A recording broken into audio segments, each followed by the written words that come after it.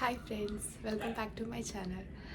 അപ്പോൾ ക്രോഷറ്റ് ചെയ്യുന്ന എല്ലാവർക്കും ക്രോഷറ്റ് ഡ്രസ്സ് ചെയ്യാനും ഭയങ്കര ആഗ്രഹമുണ്ടായിരിക്കും.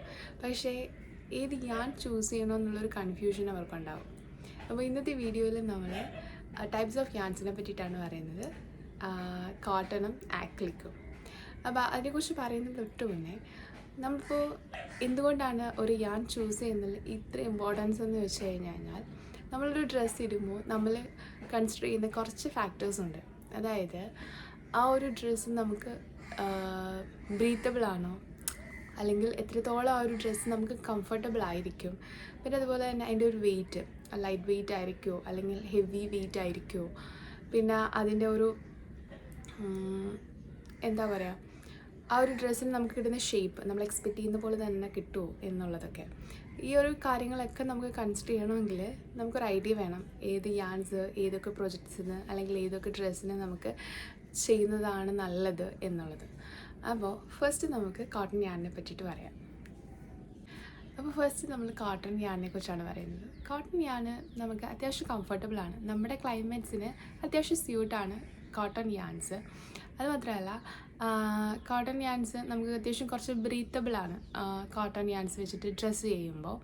പിന്നെ ഒരു നെഗറ്റീവ് എന്ന് പറയാനാണെങ്കിൽ നമുക്ക് ക്രോഷറ്റ്, അതായത് ഡ്രസ്സ് ചെയ്യുമ്പോൾ അതിൻ്റെ വെയിറ്റ് കുറച്ച് കൂടുതലായിരിക്കും, അതായത് കുറച്ച് ഹെവി ആയിരിക്കും. കോട്ടൺ ആക്ലിക്ക് നമുക്ക് അത്രയും വെയിറ്റ് ഉണ്ടാവില്ല, പക്ഷേ കോട്ടണിന് കുറച്ചും കൂടി വെയിറ്റ് കൂടുതലായിരിക്കും.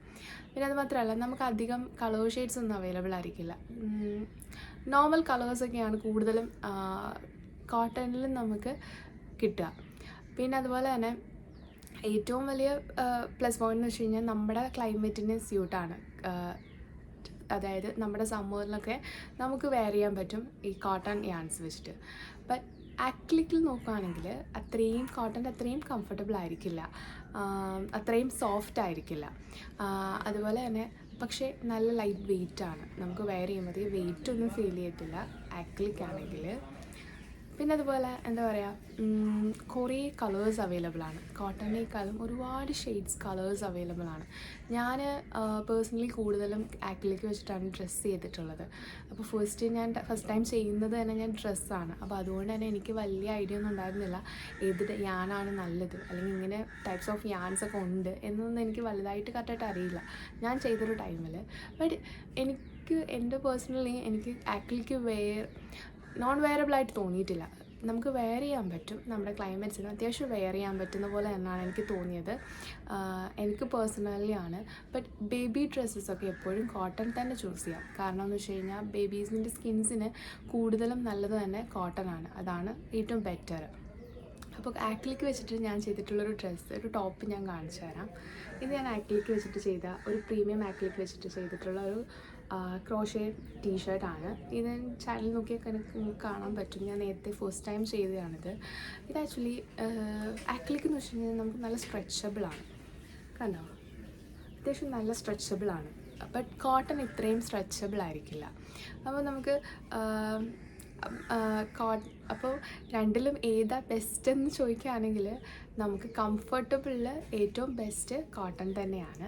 പിന്നെ നിങ്ങൾക്ക് കുറേ കളേഴ്സൊക്കെ അവൈലബിൾ അല്ലെങ്കിൽ ഷെയ്ഡ്സൊക്കെ വേണമെന്നുള്ളവരാണെങ്കിൽ ആക്രിലിക് ചൂസ് ചെയ്യാം.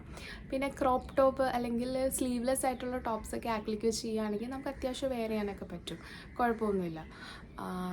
അപ്പോൾ ഏത് യാൻസ് ചൂസ് ചെയ്യുന്നത് ഡിപ്പെൻഡ് ചെയ്യുന്നത് നിങ്ങൾ ചെയ്യുന്ന ഡ്രസ്സ് അനുസരിച്ചിട്ടാണ്. ആ ഡ്രസ്സ് അനുസരിച്ചിട്ട് എപ്പോഴും ചൂസ് ചെയ്യാൻ ശ്രമിക്കുക.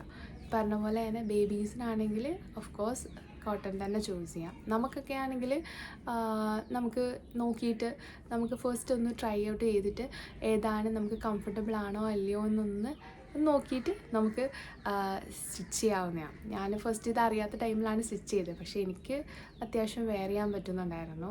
പിന്നെ നമ്മുടെ ഒരു ക്ലൈമറ്റിന് ചെറിയൊരു ഡിസ്കംഫോർട്ട് ഫീൽ ചെയ്യും, അതായത് ചെറിയൊരു ചൂടൊക്കെ ഫീൽ ചെയ്യും, പക്ഷേ എന്നാലും കുഴപ്പമില്ല. അപ്പോൾ ഇന്നത്തെ വീഡിയോയിൽ ഇതാണ് നിങ്ങൾക്ക് എന്താണ് ഏത് യാൻസ് ചൂസ് ചെയ്യണമെന്നുള്ളൊരു ഐഡിയ കിട്ടിയെന്ന് എക്സ്പെക്റ്റ് ചെയ്യുന്നു. അപ്പോൾ എപ്പോഴും യാൺസ് ചൂസ് ചെയ്യുമ്പോൾ എപ്പോഴും നോക്കിയിട്ട് ചൂസ് ചെയ്യുക. നിങ്ങളുടെ പ്രൊജക്ട്സിനനുസരിച്ചിട്ട് ചൂസ് ചെയ്യാൻ ശ്രമിക്കുക. ഇന്നത്തെ വീഡിയോ ഇത്രയേ ഉള്ളൂ. അപ്പോൾ എല്ലാവർക്കും ഈ ഒരു വീഡിയോ ഹെൽപ്ഫുള്ളായെന്ന് വിചാരിക്കുന്നു. വീഡിയോ ഇഷ്ടപ്പെട്ടിട്ടുണ്ടെങ്കിൽ എല്ലാവരും ലൈക്ക് ചെയ്യുക, ഷെയർ ചെയ്യുക, സബ്സ്ക്രൈബ് ചെയ്യുക. അപ്പോൾ നെക്സ്റ്റ് വീഡിയോയിൽ നിങ്ങൾക്ക് എന്തെങ്കിലും കോഷ്യനെ പറ്റിയിട്ട് എന്തെങ്കിലും അറിയണമെങ്കിൽ ജസ്റ്റ് കമൻറ്റ് ബോക്സിൽ പറഞ്ഞാൽ മതി. അപ്പോൾ ഞാൻ അറിയാവുന്ന പോലെ എനിക്ക് അറിയാവുന്ന കാര്യമാണെങ്കിൽ ഞാൻ ഉറപ്പായിട്ടും പറഞ്ഞുതരാം. അപ്പോൾ നെക്സ്റ്റ് വീഡിയോ കാണുന്നവരെ ബൈ.